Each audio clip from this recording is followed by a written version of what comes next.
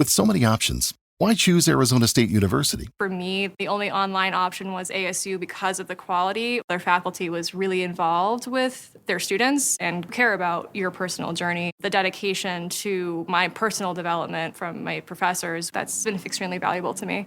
Earn your degree from the nation's most innovative university. Online. That's a degree better. Explore more than 350 plus undergraduate, graduate, and certificate programs at asuonline.asu.edu.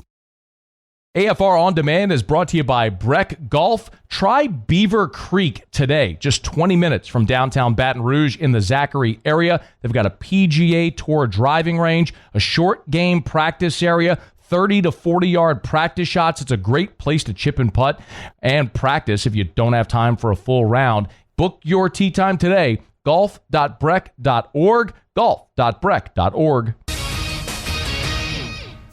Matt Moscona. I'm very important. After further review. Say it one more time. After further review with Matt Moscona. And here we go. Live from the Raising Cane studio. Let's ride!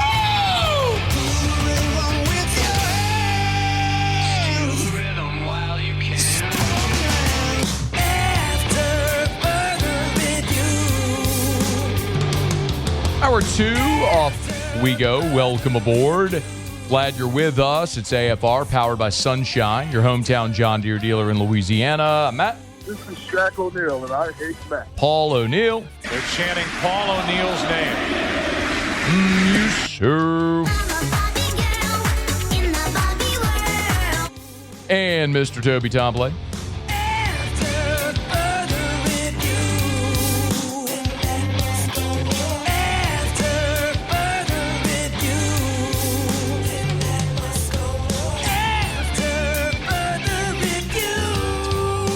All right, we're here. Glad you are as well. Get out there and make it a good one. We'll talk Jake Madison, Locked on Pels, here in about 15 minutes from right now.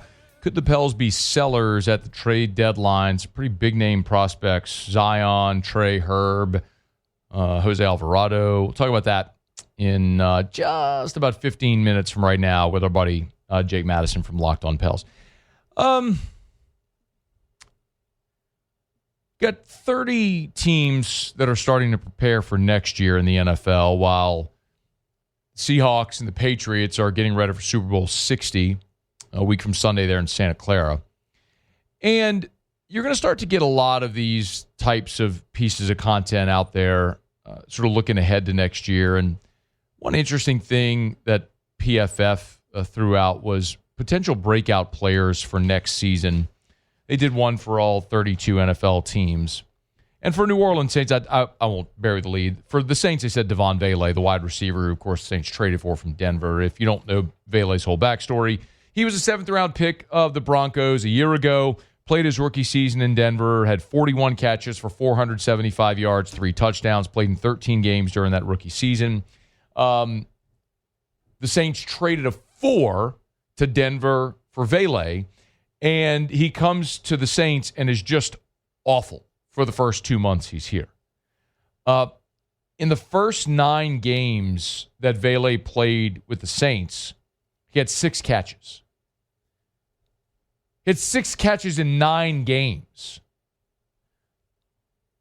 And then, over the final 4 games, he has 19 receptions. And then he was injured and went to IR for the remainder of the season, so that stunk. But he gave you a little glimpse of what could be for Devon Vele in 2026 if he's healthy and available for the entirety of the season. Really quickly, the quick write-up from PFF on Vele. Vele's 293 receiving yards this season may not seem like much, but he started to develop a nice rapport with quarterback Tyler Shuck before missing the Saints' final 3 games due to injury. From weeks 12 through 15, Vele earned an 84.7 PFF receiving grade while averaging nearly 60 yards per game.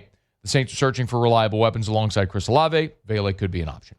I think it's fair to say he could be an option, and it is absolutely fair to say the Saints are searching for viable options and weapons aside from Chris Olave. I also think part of the reason Devon Vele got so many targets is because they didn't have anybody else. I mean, you're sitting there talking about Juwan Johnson, Mason Tipton, Alvin Kamara was hurt, so you're throwing it to Audric Estime. I mean, somebody's got to get the targets. The example that I've given for years is, you look back at that awful Saints defense the year that Sean Payton was bound to get the Saints missed the playoffs. Actually, that in the back-to-back 7 and 9 seasons, back-to-back 7 and 9 seasons. Bobby Richardson was an undrafted free agent out of Indiana who, as a rookie, became a starter for the Saints and led their defensive line in tackles. The next year, Bobby Richardson didn't make the team. And you say, man, he led the defensive line in tackles. Yeah, because somebody has to. Somebody's got to make a tackle, but he wasn't a very good player. So I'm curious about Vele and what to make of him. Is the 9-game sample where he had 6 catches a more representative sample, or is it the 4 games where he had 19 catches? And it is fair to mention that happened when Tyler Shuck had taken over for Spencer Rattler. So, which is more likely to sustain? I don't know. It's also worth mentioning, you go back and look at his first year in Denver, his rookie year in Denver when he had 41 catches. His best game in Denver was week 1. He caught all 8 targets. 8 targets, 8 receptions. But that was 8 receptions for 39 yards. Dude averaged 4 yards a reception. I mean, that ain't good, y'all. Again, somebody's got to get the target. Somebody's got to do something. And maybe it will be Vele. I'm not completely poo-pooing Vele and saying this isn't viable. It could be. I just don't know that it will be. And I don't know that I would circle him as my top breakout candidate. I would actually look at a couple of guys on the defensive side. I look at Danny Stutzman as a guy that could go from, and remember, as this year played out, he started getting more and more defensive snaps as the season went along, sort of as a test balloon to see how is this going to look. Pete Werner could very well be entering his final year in New Orleans. His dead cap number and his salary invert in 2027. So this could be it for Pete Werner. So this could be a season where you see the transition from Werner to Stutzman. Stutzman's a guy I certainly think you need to circle in 2027 as potential breakout candidate defensively. And I'd say the same for Quincy Riley. Quincy Riley played in all 17 games for New Orleans as a rookie. You are looking for starting cornerback options. Could Quincy Riley be that in year 2? Maybe, maybe not. But if you're looking for breakout options, that's it. I could throw out Devin Neal. If Devin Neal's healthy, could he be that option? Maybe. Let's see what you do in the draft. You go add. We talked about Breece Hall potentially being a free agent target for New Orleans. A lot of people are projecting the Saints to draft Jeremiah Love 8th overall. If that's the case, then Neal's role obviously becomes mitigated. But it's one to watch. But look, the answer for the breakout candidate is Tyler Shuck. And I get it, how all of us here, because we're so insulated in this conversation, feel like everyone in the world knows Tyler Shuck's story. Y'all, he only started 9 games. He started half the season. And he went 5-4. The Saints missed the playoffs. I don't know that as much as we focused on Shuck here, I don't know that the collective NFL consciousness focused on Tyler Shuck. I mean, maybe it's oh, look, the rookie in New Orleans, the old guy, he's doing some good stuff. But Shedeur Sanders got more headlines than Tyler Shuck because it was Shedeur Sanders when he started playing late in the season. Shuck only had 10 touchdowns and 6 interceptions.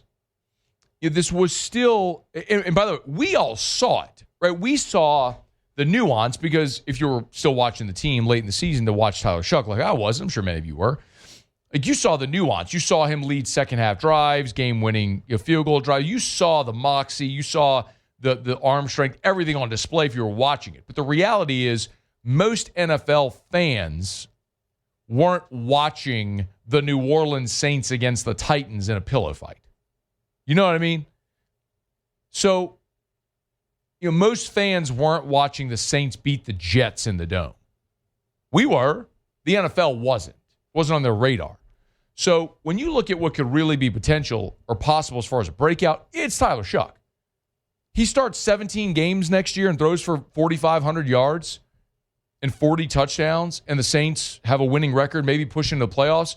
Now you're talking about what a quote-unquote breakout looks like. Not can Devon Vele get back to 40 catches for 400 yards like he did as a rookie in Denver. Whatever. I hope Vele's really good, and the Saints need playmakers. And for Tyler Shuck to become what I think he can be, I don't think what many of us think he can be, you're going to have to surround him with better players. And that's going to be free agency draft, and maybe guys like Devon Vele playing better. You're taking another step in year 3, or Jalen Polk coming back off of injury, realizing some of the potential that made him a first-round pick. There's a lot of what-ifs. There's a lot of ifs there, for sure. Eric McCoy coming back off of injury, getting a Pro Bowl caliber center back healthy. Kelvin Banks, year 2, making a big league. I mean, there's a lot of things that go into the what-ifs, but you talk all you want about Vele or Stutzman or Riley or Neal. Like, the answer is Tyler Shuck. I mean, who could become the breakout NFL star?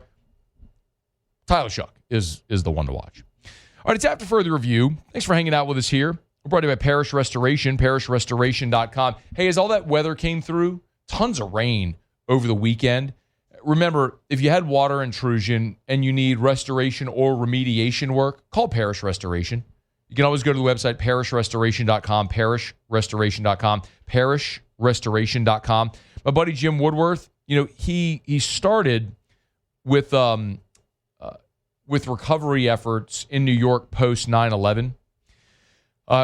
Came here for the recovery efforts for the BP oil spill, and has stayed, and obviously now is run a really big and successful company that can help you with whatever type of restoration or remediation work that you may need. If it's mold remediation, if it's restoration after water intrusion or any type of damage, our friends over at Parish Restoration can help. You want to listen to their services? You can go to the website, parishrestoration.com, parishrestoration.com. Mold, odor, they can do it all for you at parishrestoration.com, parishrestoration.com. All right, y'all, let's have to further review. LSU transfer tight end Zach Grace in about 48 minutes at the top of hour number 3. When we come back, we're not talking Pels, at least not what's happening on the floor, because they're awful and nobody cares. What we'll talk about, however, is the impending trade deadline in the NBA, because the Pels could be sellers and could potentially add Ja. That's at least being floated out there. So we'll ask Jake Madison his thoughts on that when we come back. Stay here. It's AFR. AFR. Buying or selling, commercial or residential. Think real estate. Think Darren James. You know where to go. Agent225.com. Agent225.com. Remember, when we're working with Darren James, obligates you to nothing. One of the things I love, people sometimes wonder so much, like the number one complaint to the National Association of Realtors, the number one complaint, hired my realtor, listed my home, never heard from him again. With Darren James, you never have to worry about that. Darren's actually got a communication guarantee. If at any point during the process you are not thrilled with the communication, the level of service, you can fire Darren and let you out of the contract free and clear, no questions asked. But in his entire career as a realtor, that has literally never happened. Agent225.com. Call Darren today or log on to agent225.com. Think real estate, think Darren James. At Arizona State University, we've made online education better, smarter, and more personalized, so you can go further in your aspiring field. I decided to pursue medicine once I realized that ASU did have the online program for biological sciences. You're still required to learn the same curriculum. You're still being tested on the same content that anyone would be tested on in person. The comprehensiveness of the program prepared me so well for medical school. Explore over 350 plus programs at asuonline.asu.edu. After further review, powered by Sunshine, your hometown John Deere dealer in Louisiana. She says she's got a dream, and I ask what it is. She wants a little farm and a yard full of kids. Pels are 12-36. They got the worst record in the Western Conference. They've already fired their coach. They play tonight against Oklahoma City, who has the best record in the Western Conference at 37-10, and actually the best record in the entire NBA. There's really not a lot that's worth talking about, quite honestly, about this season. The future of the organization, however, is interesting, and that's why I want to bring Jake Madison on with the trade deadline a little more than a week away. Get him at NOLA Jake, Locked on Pels. Yeah, man, thanks for the time. How are you? I'm doing well. Thanks for having me on, Matt. Sure. Did I appropriately categorize the Pels at this point? Yeah, other than all those real negative things that are going on with the team right now, how's the season been going, right? I mean, my goodness. It's a little bleak out there. There's at least 2 young rookies that look very promising for the team, but outside of that, it's been about as bad as it could be. Yeah, that's fair. We'll circle to that. I wanted to have you on with the trade deadline looming, and listen, you're obviously way more plugged in, so I'm hoping you could shed some light. Let's start with the Ja situation. Just flat out, is there any realistic possibility of the Pelicans landing Ja Morant in a trade? Yeah, I think there's a small percentage. I think, this is a rumor that when you look at how the Pelicans operate, they don't ever really want to go through a rebuild. They're just trying to stay in contention, even if that contention is just for the play-in tournament, let's say. So being one of the bottom seeds in the Western Conference playoff race, they want to remain relevant. Attendance has not been good in the Smoothie King Center this year. Adding Ja Morant to the team would do that. He's an exciting player, even if he's played fewer games than Zion Williamson the past 4 years or so. And the price is right. They don't have tons of assets to give up, given that draft night trade to get Derek Queen in. They need to be a little bit concerned about trading future first-round picks, but it also sounds like the Memphis Grizzlies kind of want out of the Ja Morant business. So, yeah, you could find a way to get a deal done, I think, between the Memphis Grizzlies and New Orleans. That said, it doesn't feel like this is actually going to happen. And while that would be a very win-now move and kind of, part of the Pelicans' MO, I think they are thinking a little bit more long-term and realizing that this team is further away from contention than they would be otherwise. Ja Morant doesn't address any of their biggest issues, which is defense, defensive rebounding, rim protection, or three-point shooting. He's not going to add anything to that. So while it's an exciting move, it's not one that I think would make them a significantly better team, and thus they should not trade future draft assets for it. And I think that's kind of how they're operating right now. Who would make them better in those areas? I mean, no one you can get at the trade deadline. They're 10 games out of the play-in tournament 10th spot right now. There's no single move that they can make that's going to really fix anything for this team right now. You should start playing for next year and maybe trying to get a piece or two that can address one of those areas a little bit. But also, those are pretty significant areas. Trying to find a rim protector and three-point shooter in one package is a lot easier said than done. There's maybe 4 of those guys in the NBA, and the Pelicans aren't going to have the resources or the ability to go get any of those guys right now. So they need to be making kind of moves around the edges, just restocking draft capital, those kind of things up at, in the upcoming trade deadline, which is a little bit over a week away. So obviously in the same draft with Ja was Zion as they went 1-2. Any chance that the Pels send Zion packing? What would a deal look like if there were a suitor?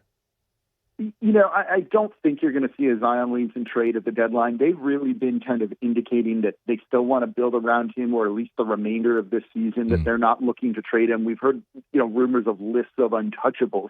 One of them being Trey Murphy, who's playing at an all-star level, Herb Jones, who's just an impactful defender, and Zion Williamson's been in that same list with these other players here. I think part of that is just he doesn't have much value. When you look at just how many games he's missed over the past couple of years, the off-court stuff too, the fact that he doesn't defend at a high level anymore, that's going to scare a lot of teams off, particularly for a guy that's owed $40+ million each year over the next 3 years. So that's, I think, the type of thing that's keeping teams away. So I don't see a deal at the trade deadline. I could see something coming together during the off-season when you have more suitors available, more draft capital from other teams available as draft picks open up, and just more flexibility in general. That's what I'm looking to see if they'll end up making a Zion Williamson move, and that's a franchise-altering kind of move. If you trade Zion Williamson away, you are kind of signaling we're going through a bit of a rebuild. He might not play, but he's still the most talented player on this team. We've even seen it the past 2 games where they won, and he looks incredible. That's the type of thing that I think they want to just take a measured approach on and think about a little bit longer before they pull the trigger on some sort of decision like that. Jake, I'm not being funny, but like if you're if you're against a rebuild, like you would have to have first been built to then rebuild. Like at what we're talking about we're talking about a play-in tournament team here. I mean, what are we talking about? No, I think if they go through a rebuild, you're looking at kind of tearing it down to the studs to a degree. I think that's building around Jeremiah Fears, Derek Queen, and maybe to a similar extent Trey Murphy the third in that group as well.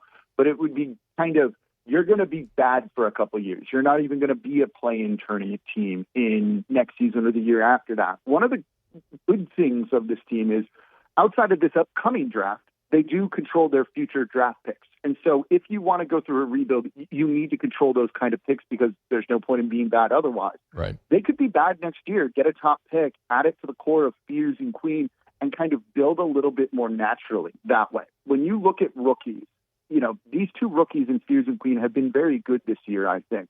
But rookies don't help you win in the NBA. They very rarely do. It usually takes until their third year. So you're looking at a team next year that wouldn't even be that competitive, even if your two rookies this year take a little bit of a leap forward. It would probably be in their best interest to be more patient, but that's not exactly how this team has ever operated before. They traded away Anthony Davis, they drafted Zion Williamson, and they immediately tried to get right back into the postseason, and it just didn't work that way because rookies rarely contribute to NBA win totals their first year or two in the league. So I think this team just needs to be patient. That's not fun. Losing games and having nobody in the smoothie center is not a fun situation. I'm sure that's not what ownership wants as well. But if you want to build something sustainable and get to the playoffs, I don't know, in back-to-back years, which is something they've only done twice in 20-plus years here in New Orleans, that's the approach that they're going to need to take.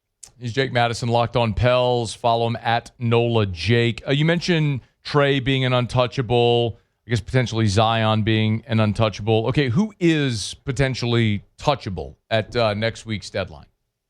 Yeah, I think there's a couple of names here. The name we've heard the most about recently is second-year center Yves Missi. He's played really well over the past 2 weeks for New Orleans, and this was a guy who started 50-plus games for him last year as a rookie, but he's seen his minutes drop significantly with the emergence of Derek Queen. While Missi is still raw, still growing, he's not a rim protector. He's not an elite rebounder either.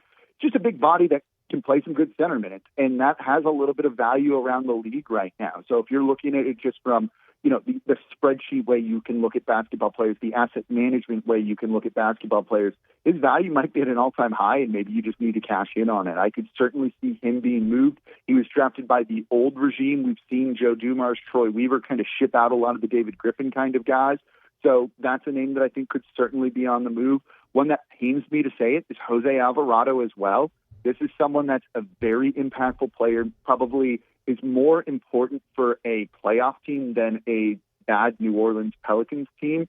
As much as he at times is the heart and soul of this franchise, he's an undersized point guard that can struggle to defend in the half court. If you can get some draft picks for him, maybe a late first-round pick, even they've had a first-round pick on the table for him at least 2 years ago. I don't think that's where his value is at right now, but I think that's a name that they're going to look to move as well. Any ideas on the next head coach for this team? That's a really good question. I think you've seen James Borrego step in as the interim and really get a lot of buy-in from this team that was not there under previous head coach Willie Green, hence why they made that decision, early on in the year to fire Willie Green and elevate Borrego, and why they kept Borrego around for a while, knowing that he could kind of be the replacement for Willie Green. When it comes to the head coach, I look at this two ways. If the Pelicans truly want to be competitive, they're going to need to pay. And this is a franchise that at times has been very cheap. A top-level head coach, a Mike Malone, who has a championship ring, a Taylor Jenkins, who was fired by Memphis last year, who's a winning head coach, those guys are going to cost $10+ million. And I don't know if this franchise wants to spend that kind of money on a head coach. I think, the Saints went through a similar thing, and a little bit better than I do, of if their head coach is highly paid versus kind of cheap in a sense. So if they're going to be cheap, just keep James Borrego. I don't think you're going to get a better coach for the price point that you would be looking at. And the players seem to respond to him really well. But the results with him this year just haven't been there. He's not won a ton of games. I don't think he has the best roster, and there's only so much he can do. But results matter, and at the end of the day, that's what everyone's judged on here. And I don't know if the results have really warranted him being the next head coach of this team, unless they're just going to be cheap, in which case, do it. He's Jake Madison. At NOLA Jake is where you can get him on Twitter. Make sure you subscribe, YouTube, or your favorite podcast app to Locked On Pels. We appreciate it, man. Thank you. Of course. Thanks for having me on, Matt. Of course, the Pels do play tonight against OKC, 7 o'clock. They're on the road tonight. We're brought to you by Supper Club, SupperClubBTR.com, SupperClubBTR.com. Supper Club is not open on Sundays or Mondays. They're closed Sunday, Monday, but they are opening this Sunday for a charity event. You've heard the spots running a little bit for the Tastemakers, where you could help raise money for a great cause if you book your reservation this Sunday. So this is the only Sunday that they're opening as a great way to give back to great charities it's part of the Fork Cancer benefit. So great way to give back this Sunday. If you're looking to have dinner on Sunday, you can get by Supper Club, supperclubbtr.com for your reservation. And remember, we are a little more than 2 weeks away from Valentine's. Okay, Valentine's is 2 weeks from Saturday. So as we get closer to Valentine's, about 2.5 weeks away, guys, so they're already booked. Supper Club's already booked for Valentine's Day, and I need to check with Chef Layton. When we talked last week, there was just a few spots left on the Friday before, but that week leading up to Valentine's, they still have availability. So Tuesday, Wednesday, Thursday, why not go have a Valentine's dinner earlier in the week at Supper Club, especially if you're going down to New Orleans. Remember, Valentine's Day is Saturday the 14th, the day of Endymion. So if you're going to be in New Orleans, heading down to New Orleans for Endymion or for that Mardi Gras weekend, knock out Valentine's before the weekend. Get your reservation at Supper Club, supperclubbtr.com, supperclubbtr.com. Hey, real quick, this was Chris Haynes was a live look into an NBA League Pass, and he was talking about the Pels trade deadline situation. Actually kind of falls right in line there with what Jake was saying.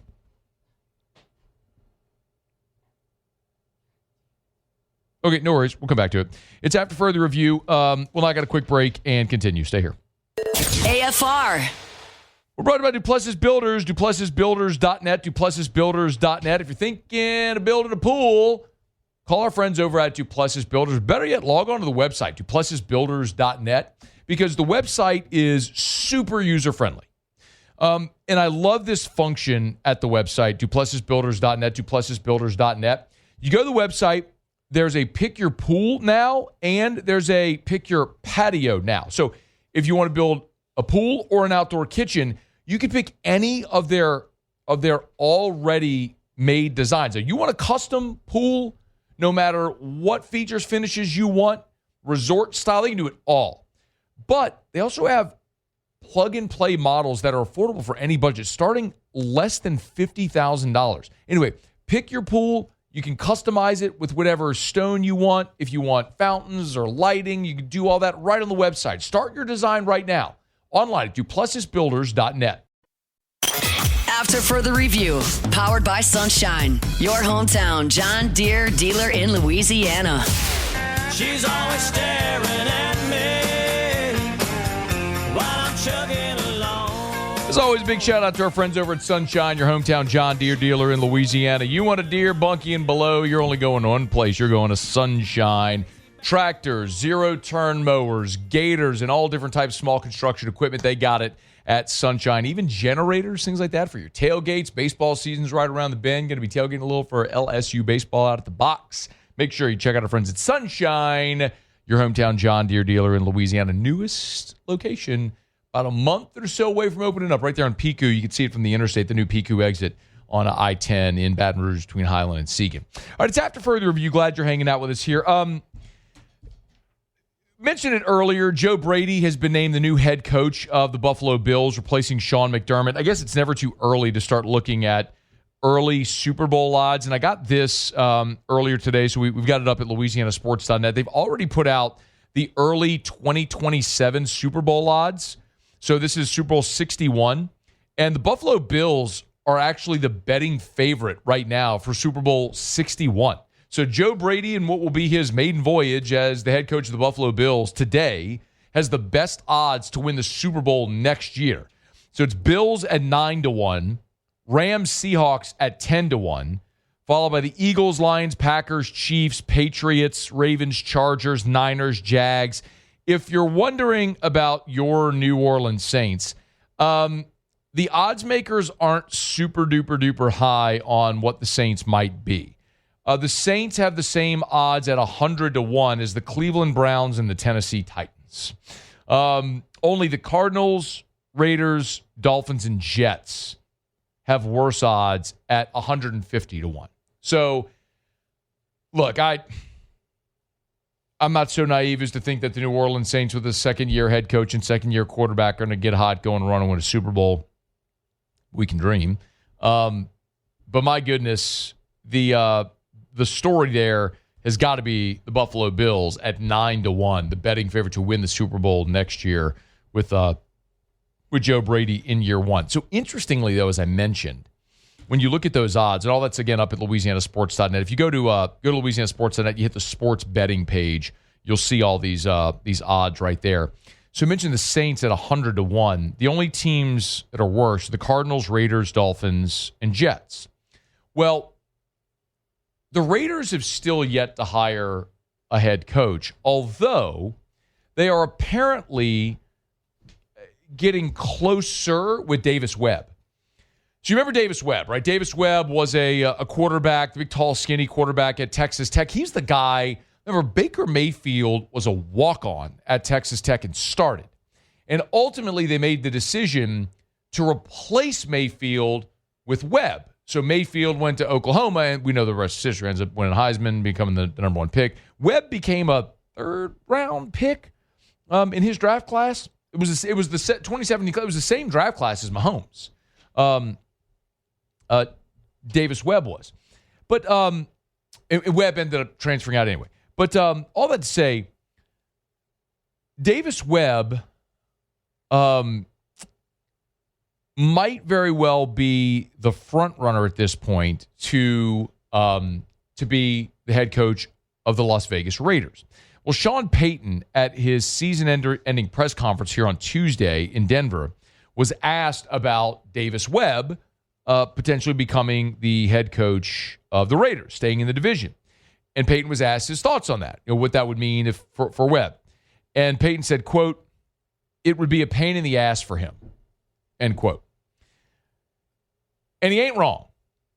When you look at that division, Broncos, which were the 1 seed and hosted the AFC Championship game, Chargers, which made the playoffs under Jim Harbaugh, and then Chiefs, which they missed the playoffs this year, uncharacteristic.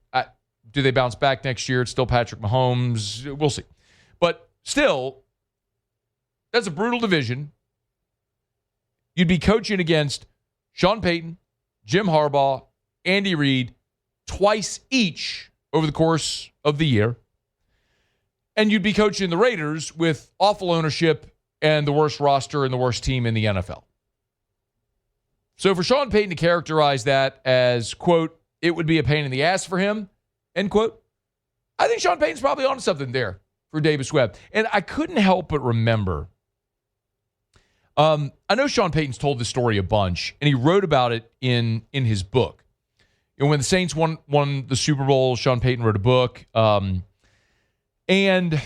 I can't remember if it was Home Team. Sean wrote a book. Sean Payton and Drew Brees both wrote books after they won the Super Bowl that year. I can't remember if Sean or Drew's was Home Team. No, Sean. Okay, Sean was Home Team. It was Home Team, coaching the Saints and New Orleans. Here it is. Yeah.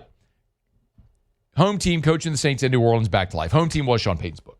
Anyway, in that book, Sean Payton tells the story about, in 2005, he was going to accept, coincidentally, the Raiders job. He tells the story about how he had bought a silver tie, like it was a black suit and a silver tie, to go to the introductory press conference. He was going to accept the job. And he had a conversation with Bill Parcells, who was, I think as we all know, his great mentor. And Parcells told him, I'm paraphrasing, but he said, don't just take a job to become a head coach, like take the right job. And so Sean Payton was prepared to accept that job, so much so that he had bought a silver tie to wear to the press conference to be introduced as the Raiders head coach, but ended up declining. Then the next year in 2006, he wanted the Green Bay job, and Green Bay ended up hiring Mike McCarthy instead, and Sean Payton ended up taking the Saints job in New Orleans, and we know how that all went. Of course, it paired with Drew Brees, and the rest is history. But it would be so interesting if 20 years later, after Bill Parcells advised Sean Payton, don't take the Raiders job just to take a head coaching job. Make sure it's the right job. If Sean Payton, in turn, is doing the same thing with Davis Webb for the same position with the Raiders. Then in Oakland, now obviously in Las Vegas. So I don't know necessarily who the Raiders are going to hire. I know we do have this up at the website with the latest odds, the head coaching odds, with who's available. Webb is Davis Webb is the betting favorite, -120 to become the next head coach of the Las Vegas Raiders.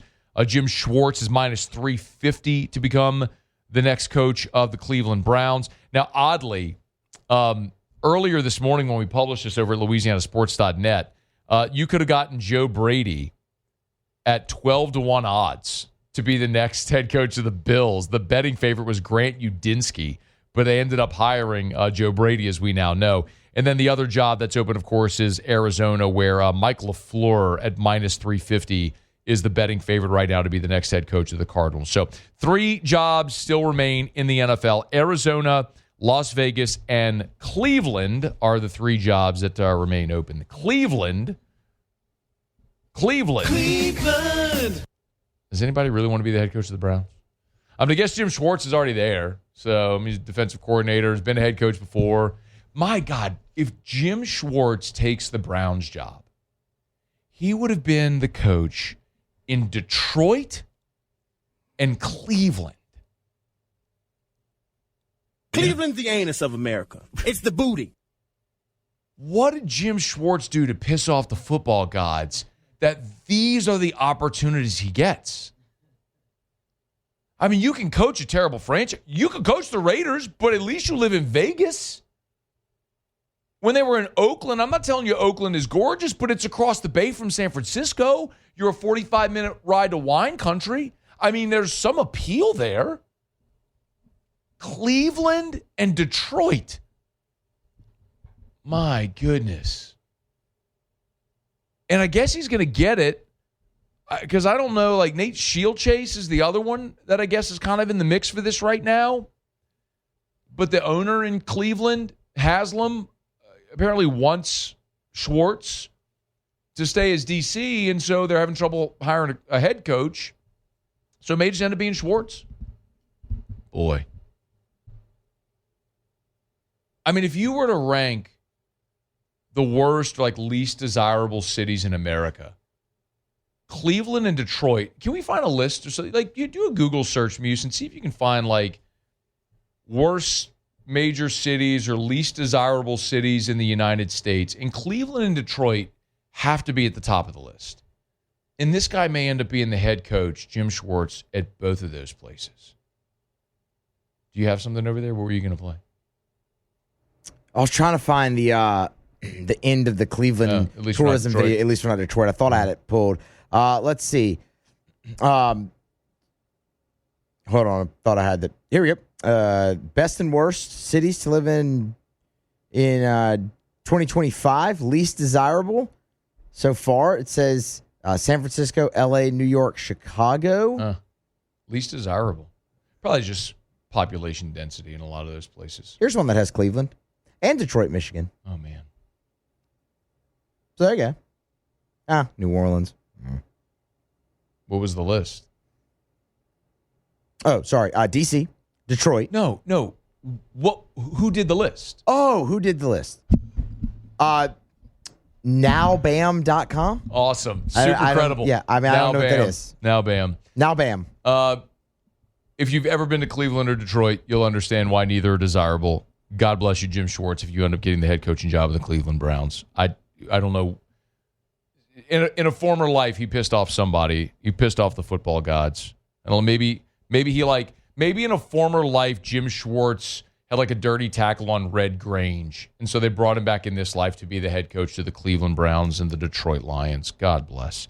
All right, it's After Further Review. We are brought to you by Rouse's, the official supermarket of the New Orleans Saints. Rouse's.com, Rouse's.com. Hey, get your king cakes. Listen, I know we are barreling towards Mardi Gras, and a lot of people this time of year like to eat their king cakes and like to ship king cakes. It's a very cool way to share a piece of home with people who have moved. You got a relative that's moved. Maybe you have clients who are business associates who live in another market.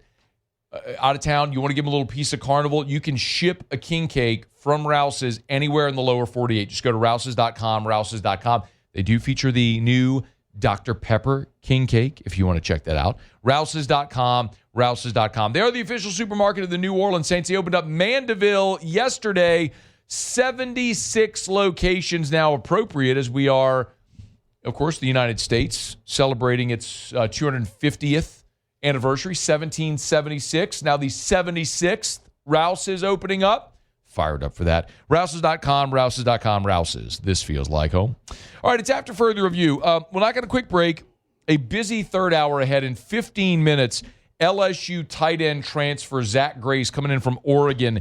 He'll be with us in 15 minutes. We'll head over to Mobile, talk Senior Bowl with Sean Fazan from Fox 8. A lot to do, and glad you're here. It's AFR. AFR. R-E-V. Let's Rev. Let'sRev.com. Let'sRev.com. You know, I can't help but think of a lot of people during this ice event, this winter event, losing power, maybe losing internet connectivity as well, and this being a great reminder of why you should switch to Rev for your home or your business, because they deliver fiber internet to your home or your business. No downtime, no interruptions, no data caps. We're talking about 5 gigs, super duper lightning speed internet, and an all fiber network, so you don't have to worry about power outages.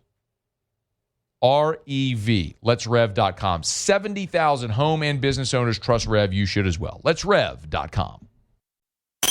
After further review, powered by Sunshine, your hometown John Deere dealer in Louisiana.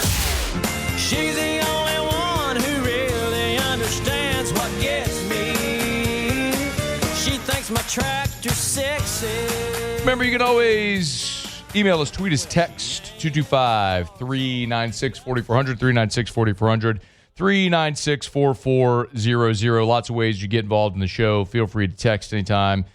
Email us, Matt at 1045ESPN.com. You can tweet me at Matt Moscona. Quite honestly, I'd appreciate that. Any opportunity to get Ole Miss fans out of my mentions and things that I would actually care about in my mentions would be great. So, yeah, please tweet me at Matt Moscona. All right, it's after further review. We'll talk to Zach Grace. I'm excited about this conversation. This guy who didn't record a statistic this year at Oregon, but you go put it on the film and you realize, dude is a throwback. Like, he is a battering ram of a lead blocker.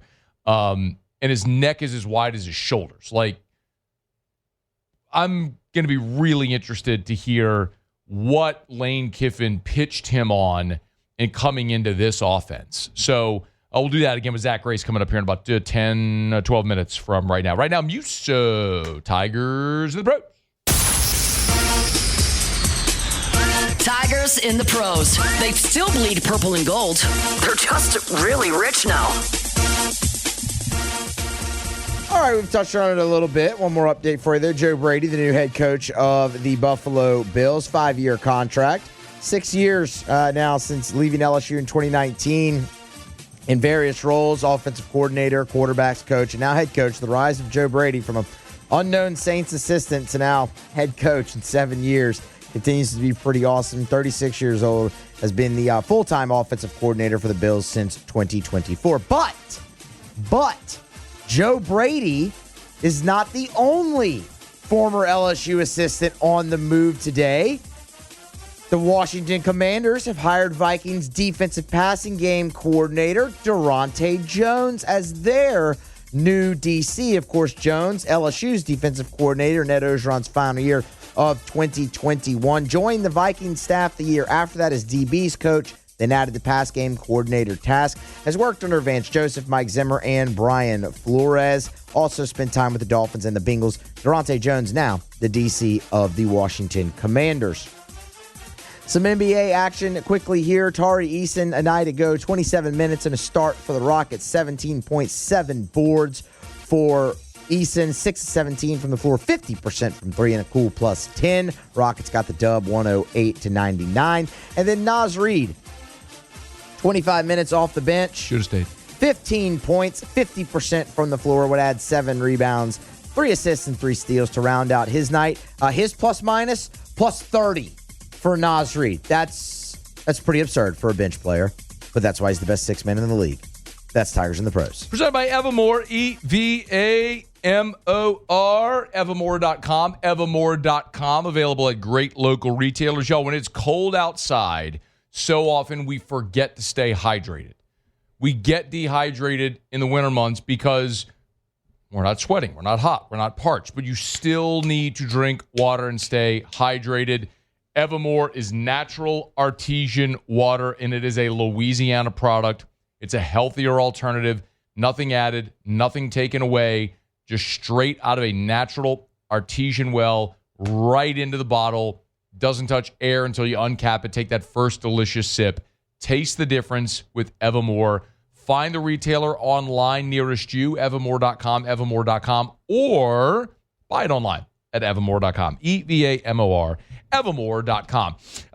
We will talk to Sean Fazan coming up in about 20 minutes from right now. He's there in Mobile at the Senior Bowl. They had the first day of practice today, so we'll get Sean's takeaways. And really, there's a couple of things that I want to talk about with Sean.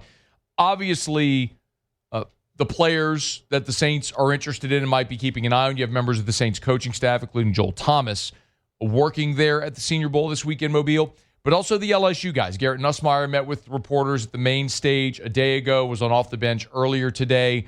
And getting a look at Garrett Nussmeier throwing for the first time, I think is going to be fascinating. We've said it repeatedly, but I think Garrett Nussmeier is, if not the player in this draft with the most to gain. He is on the short list.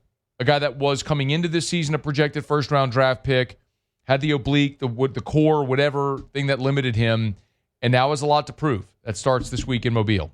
All right, SportsCenter's coming up. After further review.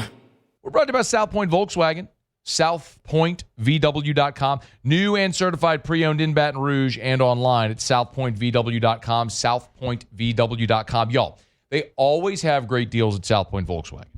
I know so often I talk about the style, the feel, the performance of luxury, and that is true. When you're driving a Volkswagen, you get the great German engineering, you get the 9 different IIHS top safety picks, the highest safety designation you can get. You get all the style of luxury. You sit in a Volkswagen, you understand it. The leather, trim, the LED lighting, all the luxury features. Manufactured right here in the US of A at their Chattanooga, Tennessee plant, but my goodness, they'll always make you a deal too. How about right now at South Point Volkswagen, $2,500 off 2026 Atlas Cross Sport. That's a 3-row, 7-seater family SUV. Go check it out today. South Point Volkswagen. What's your direction?